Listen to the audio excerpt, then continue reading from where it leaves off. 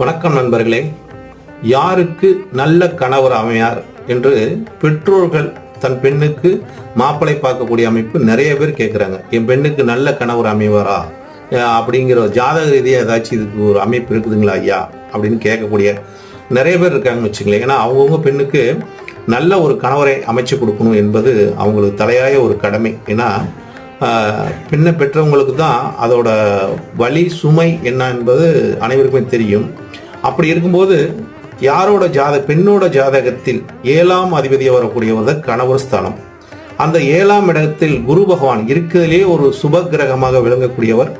குரு பார்க்க கோடி நன்மைமாங்க. அந்த மாதிரி குரு பகவான் 7ல் இருந்துட்டாலோ, அவர் நல்ல நிலையில் இருந்துட்டாரோ, அவங்களுக்கு நல்ல கணவர் நல்ல குணமுடையவராக அமையக்கூடிய வாய்ப்பு அவங்களுக்கு ஏற்படுத்தி கொடுக்கும். இது ஜாதக ரீதியான அமைப்பு. இது உண்மையான நிலைப்பாடும் கூட நண்பர்களே. நன்றி, வணக்கம்.